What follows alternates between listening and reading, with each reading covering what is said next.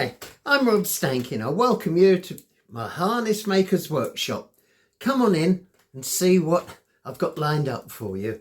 There we are, it's a Stallion bridle for a Welsh Cob.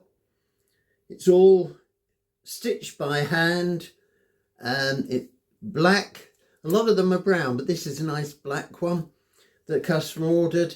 And you've got a rolled throat lash, nice chain brow band, and it's all being cut out of this nice bridle hide, Sedgwick's, best you can get, so it's gonna be a pleasure to work with. It's nice and supple, I like that sort of hide.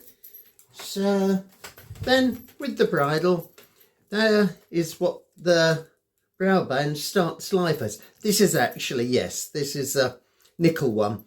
And that's the brass, but the same thing. There we are, the transformation of it.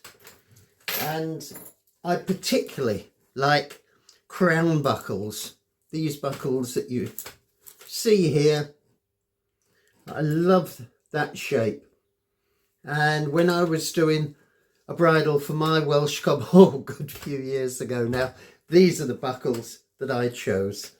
So follow me. I'm going to give you a picture show and I'll be voicing it over and then come back in the middle of it and I'll show you something a bit different in the way of lead reins. It's the lead rein to match this, but there's each end it's completely different. So keep watching and I'll show you before too long. Okay, enjoy the pictures and you'll see me again in a short while. Okay. Now, I'm going to take you through the stages of making this bridle, cutting it out from the Sedgwick leather with the plough gauge, taking the sharp edges off so it wouldn't rub the rider or the horse, and then darkening the edges, putting the black dye on, giving it a good polish, little bit of beeswax on, and then start to mark the stitches, not making them all the way through, but just to lay them out where they're going to be. And then there's the nose band, and I've got the piece of filler to go in to give it the curved look. And I hold the stitching in my clamps just like a vice. And then when it's all finished, I trim off the excess leather and edge underneath it, and there you see the finished nose band there, looking very smart. Now, hope you're enjoying this video and the pictures. I said I'd give you a view of this lead rein. Now, that's the end of it. Slightly different. Normally you'd have just a plain buckle or a chain stitched on. With this, it threads through the middle and it attaches to each side of the bit. So you've got a nice even pull with the horse. There, that would be it, rather than just maybe one side where the can move the bridle round a bit. And most lead reins at the end, they have like a handle that you hold, not this one. I must admit I saw this on an American bridle, and Arab bridle actually, not Cob, and I just fell in love with it, adapted it a little bit. And that is the end of the lead rein. Can you see it with a bit of fancy stitching on? So when you're holding it, it can't come through. You haven't got to grip tight. And I think it's a bit quite stylish there. I like it. And that's how it starts life. There's one piece of leather. You can see I've marked the stitches. It hasn't been stitched yet. That is then put onto a backing piece, stitched round, trimmed off with my knife, and that is what it ends like. There, it's just something a little bit different. And I like, as those of you that have been watching my shows know that I like things a little bit different if I can, especially if you can put a bit of artistic design into it. Now, what I'll also be showing you is some pictures of different in-hand bridles that I've made over the years. I've specialised a bit in that because you've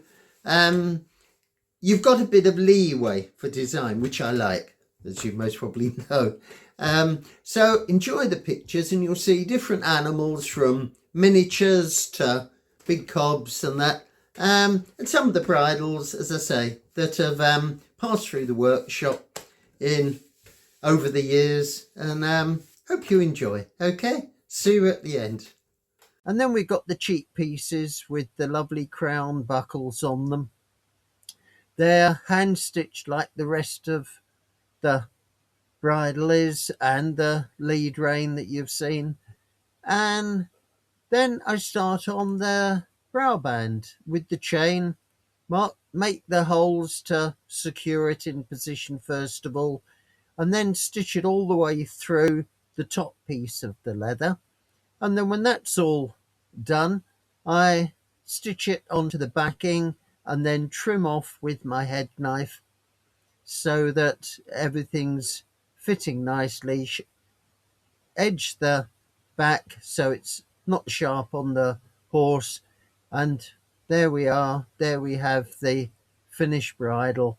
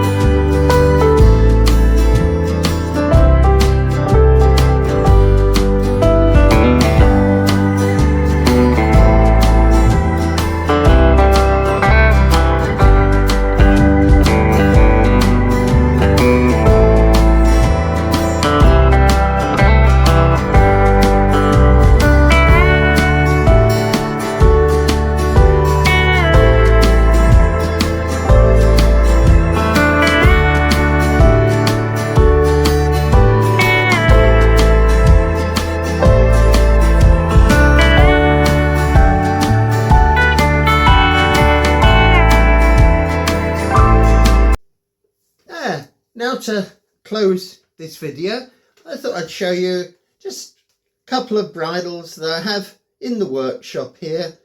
There, how about that for a little fine in-hand slip? You've got clincher pieces, not just nose but running up the cheeks. For a nice little youngster, you could fit a bit to this by putting bit straps at the end, or you could just have it as a show slip.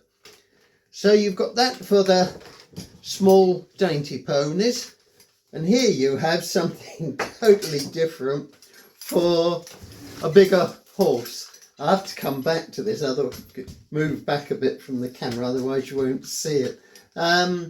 Some of you that have got my book Bridal Work, the American edition, this is on the front cover, and there's actually a video on YouTube where I recreate the cover with this bridle, and I've got my infamous round knife.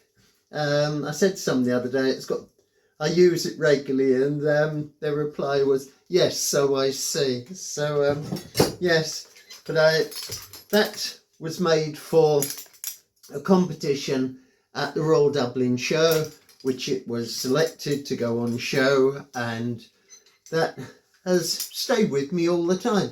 So between the two of them, I'll make in-hand bridles and all the equipment and the leads that go with it. So thank you very much for being with me today. I can see there's several new people. Great, keep it up. And also for all of you, if you haven't already done it, you know what I'm going to say. Go on, press that button to subscribe. It helps me and you get advanced notice of what videos are coming up. I can't do one every single week. I just get too busy here. But I try more or less to keep up with that. So look forward to seeing you all again. Take care and I'll see you soon. Cheerio.